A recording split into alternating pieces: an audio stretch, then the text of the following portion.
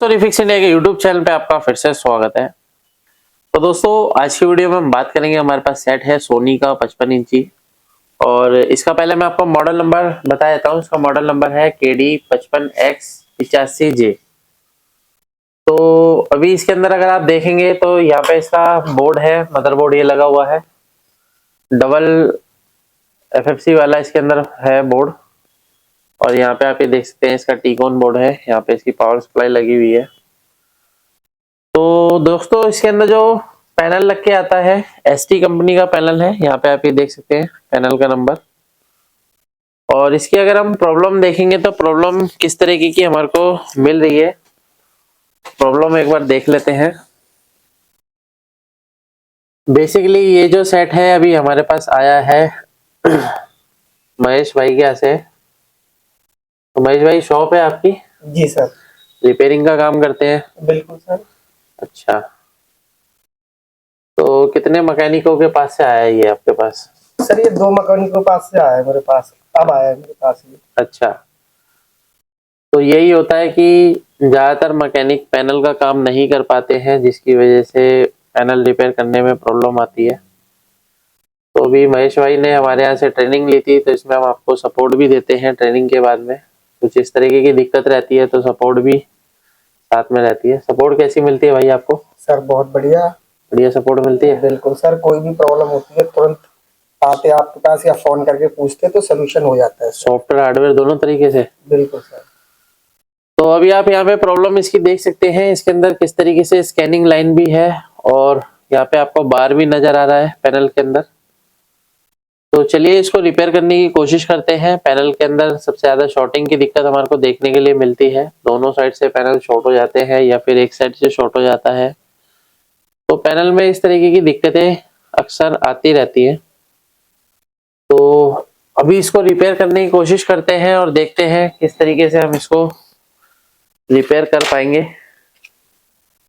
तो यहाँ पे अगर आप देखेंगे तो यहाँ पे हमारे पास ये टीकॉन बोर्ड है, जिसके अंदर अगर आप यहाँ पे देखेंगे तो 2 इसके अंदर टीकॉन आईसी लगी हुई है और दोनों की सेपरेट रोम आईसी लगी हुई है।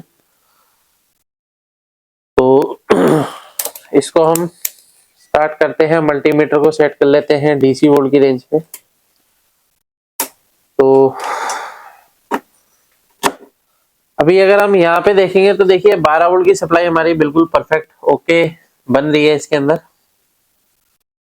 और ये जो 12 वोल्ट की सप्लाई है दोस्तों, इसके अंदर क्या है कि ये हमारे मदरबोर्ड से आती है और मदरबोर्ड से 12 वोल्ट जो जाता है हमारा, यहाँ पे अगर आप देखेंगे तो सर्किट बना हुआ है। ये जो सर्किट है ये VGH और VGL और यानी कि DC to DCIC plus level shifter दोनों इसी के अंदर ही कंबाइंड है। क्योंकि C-SOT के जो पैनल आ रहे हैं उसके अंदर कई सारे टीकॉन बोर्ड में अगर आप देखोगे तो इस तरीके की आईसी आपको देखने के लिए मिलेगी। अभी क्या है कि इसके अंदर जब वोल्टेज इनपुट होता है 12 वोल्ट की सप्लाई, तो ये हमारा 3.3 वोल्ट आउट करती है। और 3.3 वोल्ट की सप्लाई अगर हम यहाँ पे देखते हैं तो इसका 3.3 वोल्ट परफेक्ट हमारे को मिल रहा है। 3.3 वोल्ट जो हमारा जाता है, यहाँ पे अगर आप देखेंगे तो दोनों टीकॉन आईसी इसके अंदर लगी हुई है, दोनों के अंदर ये वोल्टेज जाती है 3.3 वोल्ट। क्योंकि इसके अंदर अगर आप देखेंगे तो यहाँ पे से भी हमारे सिग्नल RSDS निकल रहे हैं और यहाँ से भी हमारे RSDS निकल रहे हैं, जो कि दोनों साइड पे हमारे ये डाटा जा रहा है। अभी और भी अगर हम इसके अंदर देखेंगे तो और क्या क्या चीजें हमारे को देखने के लिए इसके अंदर मिलेगी।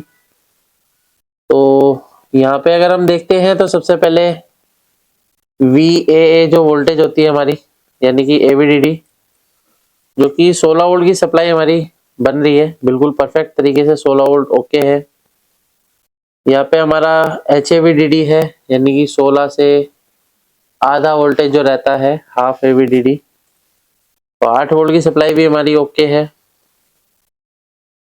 अभी क्या है कि ये जो वोल्टेज है AVDD, इन वोल्टेज से हमारी अदर वोल्टेज बनती है, जैसे VGH वोल्टेज बनेगा।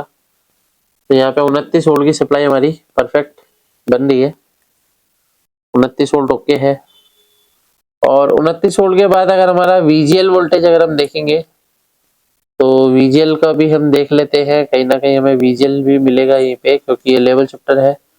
तो VGL का पॉइंट यहाँ पर है, तो यहाँ पे देखिए -9 वोल्ट की सप्लाई हमारे को परफेक्ट मिल रही है।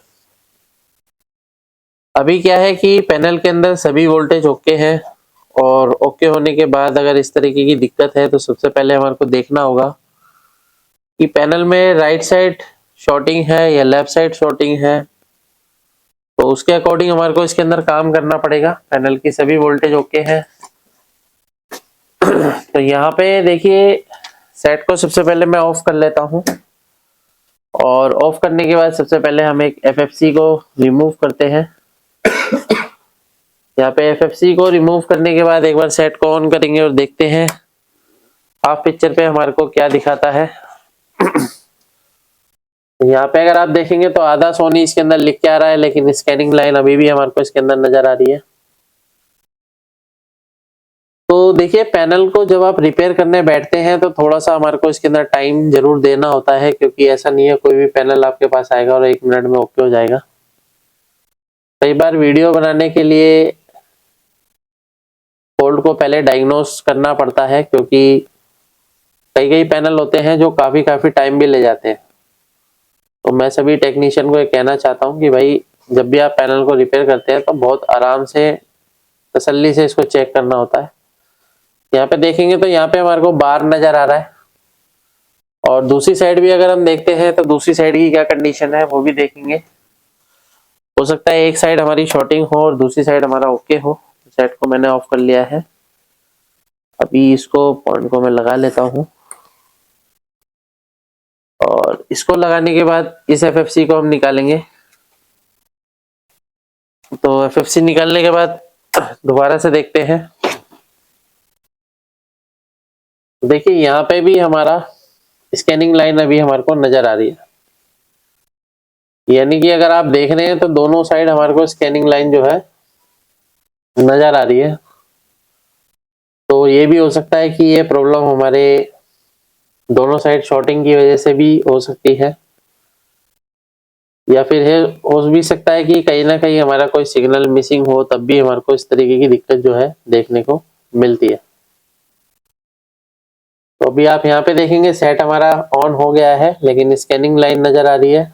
बार अगर देखेंगे तो यहाँ पे हमें बार नजर आ रहा है, देखिए बार आ रहा है यहाँ पे। तो पिक्चर और विद बार के साथ में हमारे को यहाँ पे प्रॉब्लम मिल रही है। तो इसके लिए देखिए सबसे पहले मैं सेट को ऑफ कर लेता हूँ, और दोबारा से यहाँ पे जो है मैं इसको लगाता हूँ। तो यहाँ पे हमारे को थोड़ा सा ध्यान से लगाना पड़ेगा, क्योंकि ये FFC इसका नहीं है। तो कई बार FFC हमारे को दूसरे लगाने पड़ते हैं, तो यहाँ पे हमारे को काफी ध्यान देना होता है, क्योंकि अगर गलत FFC लग जाएगा तो प्रॉब्लम और बढ़ सकती है। तो अभी हम इसको ऑन करते हैं। अभी देखेंगे पिक्चर नहीं आई है, इसका मतलब FFC हमारा सही से नहीं लगा है। तो पहले हमारा यही टास्क रहेगा, क्योंकि FFC को हमारे को प्रॉपर तरीके से बिठाना पड़ेगा। तो यूनिवर्सल FFC लगाने का थोड़ा सा यही प्रॉब्लम रहता है। ये मैंने इसको लगा दिया। दोबारा से ऑन करते हैं सेट को।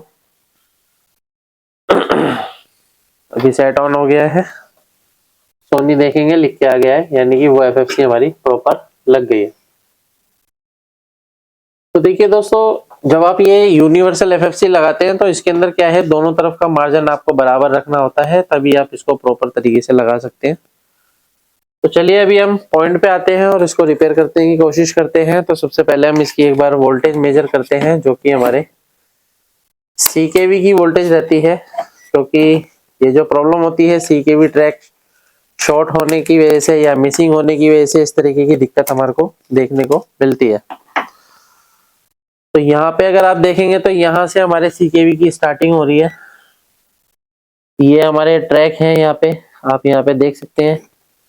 यहाँ पे देखेंगे तो ये वीकॉम वोल्टेज नहीं मिल रहा है हमारे को। यहाँ पे देखते हैं, ये हमारा LC1 LC2 है। यहाँ पे आप ये देख सकते हैं, यहाँ पे लिखा हुआ है सारा। तो यहाँ से हमारे ट्रैक स्टार्ट हो रहे हैं LC1 LC2, ये ओके है। यहाँ पे देखेंगे ये हमारा जो वोल्टेज फ्लिप फ्लॉप करता है वो बिल्कुल परफेक्ट है। अब यहाँ पे हमारी STV वोल्टेज है जो कि माइनस वोल्टेज होती है, 9 वोल्ट ओके है। अब हमारे ट्रैक होते हैं CKE वाले, वो यहाँ से स्टार्ट हो रहे हैं, तो ये 5 वोल्ट हमारे को मिल रहा है। यहाँ पे देखेंगे ये भी 5 वोल्ट ओके है, ये भी 5 वोल्ट ओके है,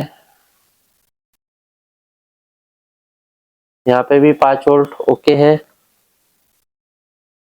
अभी देखेंगे तो यहाँ पे हमारे को जो ट्रैक है, देखिए यहाँ पे कहीं ना कहीं हमारे को वेरिएशन होती हुई नजर आ रही है, जो कि हमारा ट्रैक है। यहाँ पे हम ये देख लेते हैं कौन सा ट्रैक है हमारा, 1 2 3, यानी कि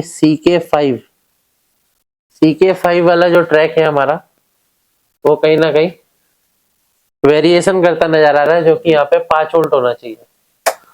अभी सेट को ऑफ करने के बाद यहाँ पे अगर हम देखते हैं तो ये ट्रैक हमारा कहाँ से आ रहा है, इसको अगर हम देखेंगे, मल्टीमीटर को सेट कर लेते हैं कंटिन्यूटी पे, तो यहाँ पे हमारे कुछ रेजिस्टेंस लगे हुए हैं, इन पे चेक करते हैं। ये इस रेजिस्टेंस से आ रहा है ट्रैक, और ये जो रेजिस्टेंस है, इस रेजिस्टेंस को अगर हम चेक करते हैं तो यहाँ पे हमारे को रेजिस्टेंस देखिए किस कंडीशन में मिल रही है, ओपन कंडीशन में। यहाँ पे देख सकते हैं, यहाँ पे जो ट्रैक है हमारा ये ओपन है। दूसरे रेजिस्टेंस भी चेक कर लेते हैं, यहाँ पे देखेंगे और सभी रेजिस्टेंस हमारे ओके हैं। मैं आपको सभी की साउंड सुना देता हूँ, ये सभी ओके हैं। तो एक बार अगर हम देखेंगे इस रेजिस्टेंस को चेंज करके क्या कंडीशन रहती है, तो सबसे पहले हम इसको रिमूव कर लेते हैं। और देखिए कई बार प्रॉब्लम छोटी होती है लेकिन दिखाई बड़ी जाती है, तो इस तरीके की दिक्कतें भी मिलती हैं। तो एकदम से आपको यहाँ पे सारे ट्रैक शॉर्ट करना या कट करना जरूरी नहीं है। यहाँ पे पहले मैं रेजिस्टेंस को रिप्लेस कर लेता हूँ। तो बेसिकली ये जो प्रॉब्लम है ये टीकॉन बदलने से भी सॉल्व हो सकती थी, लेकिन एक छोटे से रेजिस्टेंस की वजह से कोई भी टीकॉन क्यों चेंज करे। अगर आपके पास स्किल है तो आप प्रॉपर तरीके से उसको रिपेयर कर सकते हैं। यहाँ से मैं एक रेजिस्टेंस ले लेता हूँ, क्योंकि ये पीसीबी जो है हमारे पास स्पेयर में रहती है, जिसके हम पार्ट्स का यूज कर लेते हैं। तो यहाँ पे आप ये देख सकते हैं किस तरीके से हमने यहाँ पे रेजिस्टेंस को फिक्स कर दिया है। और यहाँ पे एक बार रेजिस्टेंस को दोबारा से चेक कर लेते हैं, इस रेजिस्टेंस की क्या कंडीशन है। ये रेजिस्टेंस हमारी ओके है। तो अगर हम इसकी वोल्टेज दोबारा से अगर हम मेजर करेंगे तो यहाँ पे हमारे को जो वोल्टेज है, यहाँ पे CK5 पर 1 2 3 1 2 3 3 नंबर यहाँ पे अगर हम देखेंगे तो यहाँ पे हम इसकी वोल्टेज चेक करते हैं एक बार और। तो यहाँ पे हमारे को 5 वोल्ट परसेंट मिल रहा है, यानी कि ऑलमोस्ट क्या है, सभी ट्रैक की सभी वोल्टेज बिल्कुल परफेक्ट है, ओके है। एक बार पिक्चर की कंडीशन देखेंगे तो पिक्चर की कंडीशन आप देख सकते हो, ये पैनल हमारा 4K पैनल है और बिल्कुल क्लियर हो चुका है। यहाँ पे देखेंगे कोई भी स्कैनिंग लाइन हमारे को इसके अंदर नजर नहीं आ रही है। तो यहाँ पे आप ये देख सकते हैं पैनल हमारा बिल्कुल फर्स्ट क्लास तरीके से चल रहा है, और कोई भी इसके अंदर वर्टिकल बार वगैरह कुछ भी नहीं है। तो देख सकते हैं इस तरीके से आप किसी भी पैनल को आसान तरीके से रिपेयर कर सकते हैं। वीडियो अगर आपको पसंद आए तो वीडियो को लाइक करें, शेयर करें, कमेंट करें। Thank you friends.